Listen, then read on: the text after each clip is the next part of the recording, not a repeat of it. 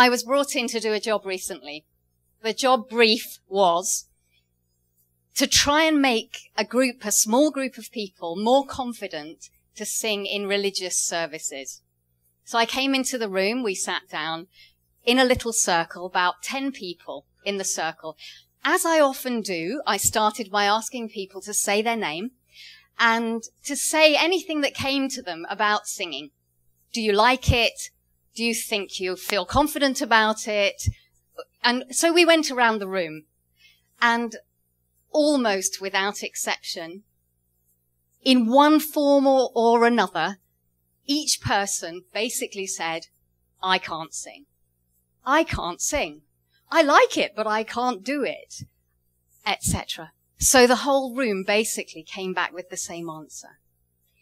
And then we spent an hour and a half singing.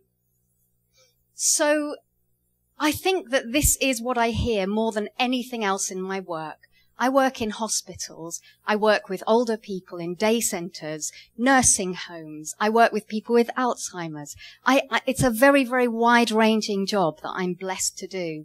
But the three little words that I hear more than any other when people talk about singing, I would say, are, I can't sing. And I just feel, when I was asked to do this talk, and I was thinking what I might talk about, what came to me to talk about was, I can't sing. Where does it come from? Why do I hear it so often? Can it possibly be true? My experience, all my years and years of working with people tells me it is not true. So why do so many of us spend our lives thinking that it is true? So what I thought I would do is go through with you some of the things that I hear people say. One of the most common is, when I was little, I was told to stand at the back and mime. Is that at all anything that's... Okay, I hear that one a lot. Another one I hear a lot. If I joined your choir, everyone else would leave. And the thing is, you're laughing and, you know, it sounds funny and people make it sound funny when they say it.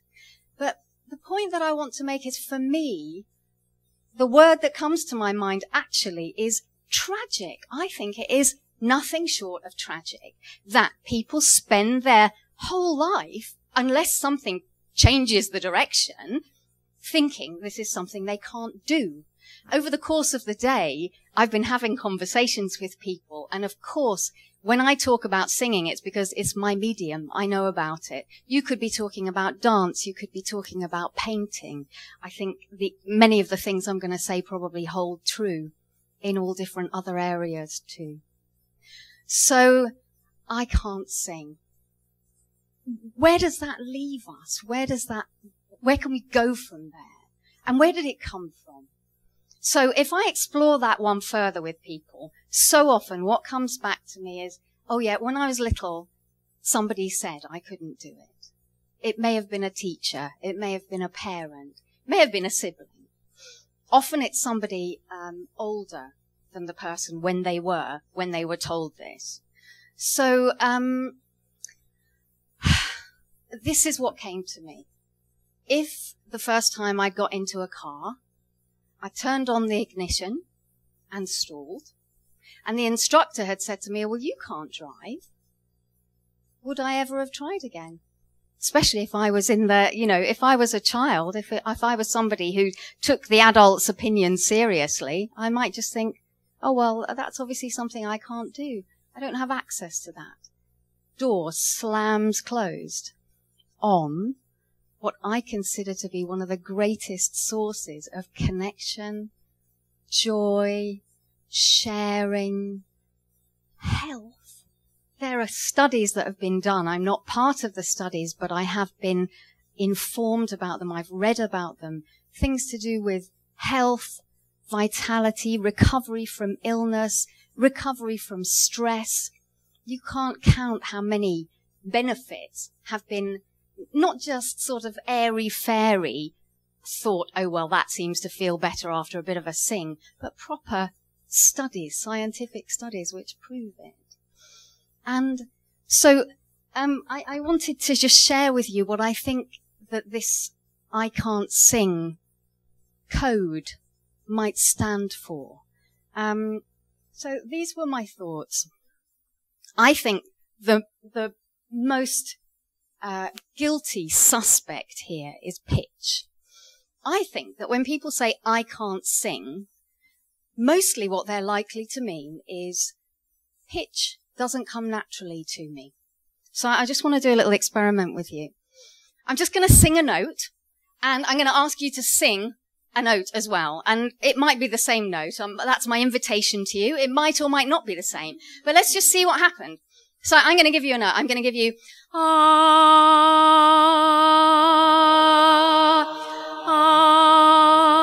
and just have a little breathe and keep that note going for a moment.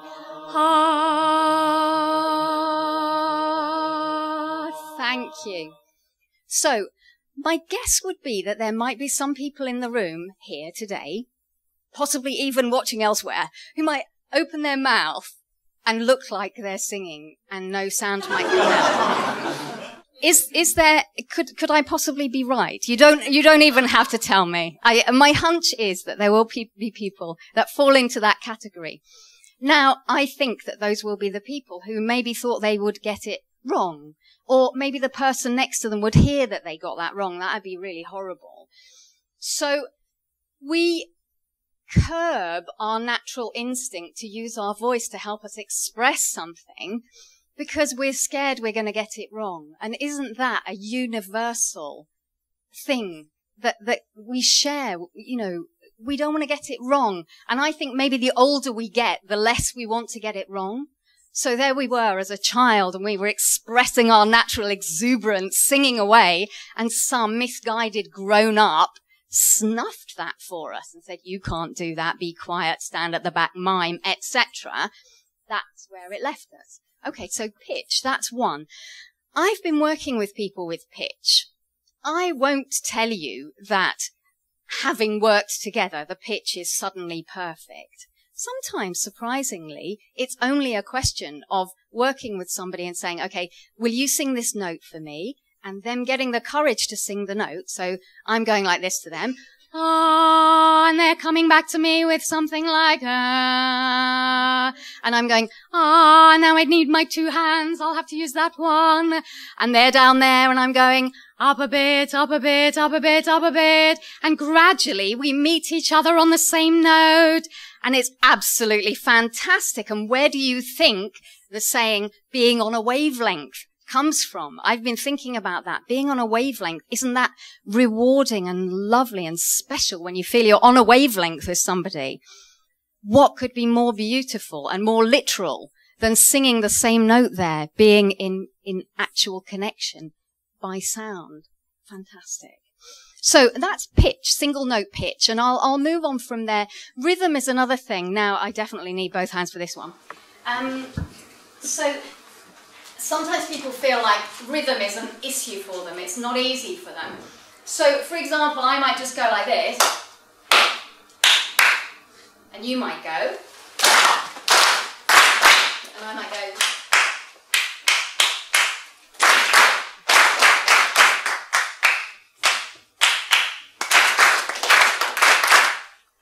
Again, there could easily be people around. Maybe there are people in the room who weren't quite sure. Maybe they clap really quietly just in case. All it is practice. All it is getting that I can't do it head quiet. We've talked a lot today about the voices in our head that sort of won't shut up.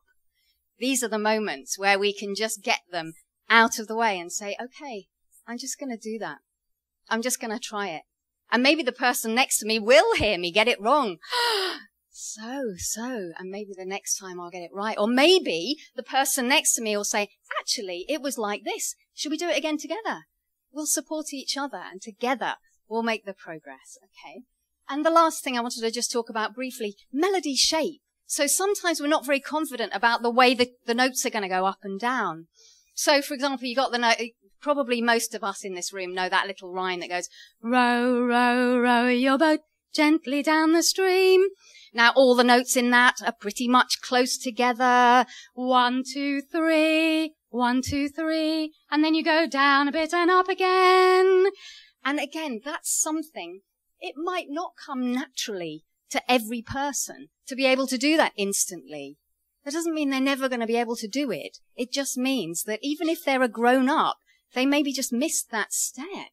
They can still take it now. We can still all, as a team, help each other find that place. Now, what about row your boat gently down the stream? Oh no, it suddenly goes up there. What am I going to do? I got to keep practicing. And then finally, every time I sing it, I'll go to the same place. Do you see what I mean? It's sometimes what happens in a tune is we lose our geography. And that's a time when somebody near us, let's say we're singing in a religious service, for example, you might get a bit of a askance look from the person next to us. Oh dear. It's the time to just push through. It's the joy of singing. It's the birthright that we've all inherited. There's the African proverb I expect you've all heard, which is, if you can walk, then you can dance. If you can talk, then you can sing. And I truly believe that's the case. So we don't need to close that door. Maybe as an adult we've had some negative experiences with the singing as well. But again, this was a lunchtime conversation. There's a sense of the moment is now. You may have come across, I expect you know, about Gareth Malone and his sort of fantastic quest for helping people know that singing is accessible to everybody. And, you know, I wouldn't say single-handedly, but I'd say he's really, really made a big contribution to people knowing how wonderful it is to sing and how uplifting and how special it can be. So I'm going to just nip through some possibilities of things you might say. If you're somebody or know somebody who might have said before, I can't sing, you might say, I sometimes need help to get the notes pitched correctly. Yeah, it's just a little change. I appreciate strong rhythms to follow, yeah, just to help us out a little bit. What about, I'm an inexperienced singer? Doesn't mean you can't do it. You can do it. You're just not used to doing it. And then, yeah, it doesn't come naturally to get it right first time. Doesn't mean we have to give up. I can do this. There we are. Positive thinking. So we're going to end up with just a little uplifting chorus. One thing that I often do with my groups is we get to sing together songs where we're singing different songs and you can sing them all at the same time. So there's one there which is I Want to Sing. That's the one that you're less likely to know, so I'd just like to quickly teach it to you. It goes like this. I want to sing, sing, sing. I want to dance, dance, dance. That's the first two lines. Let's do it. I want to sing, sing, sing. I want to dance, dance, dance. Then there's one of each. I want to sing, I want to dance. Hallelujah, let's try that. I want to sing, I want to dance. Hallelujah. Here's the ending. When the gates are open wide, I'll be standing by your side. Let's do that bit together. When the gates are open wide, I'll be standing by your side. And the ending is quite similar to the beginning. I want to sing, I want to dance, hallelujah. Let's do that. I want to sing, I want to dance, hallelujah. Let's go back to the beginning. I want to sing, sing, sing. I want to dance, dance, dance. I want to sing, I want to dance, hallelujah. When the gates are open wide, I'll be standing by your side. I want to sing, I want to dance, hallelujah. So very quickly to finish and round up and leave you singing. In the middle, I'm going to hope and think that most of you probably know, oh, when the saints go marching in. And I'm going to guess that many of you over here know, swing low, sweet chariot. We're just going to have a little experiment. Over here, we're going to be, I want to sing. Saints, chariot. And saints are going to come in first with their O, and then everyone's going to join in. Let's see what happens. So it's going to go after 3. 1, 2, 3. Oh, I want to sing, sing,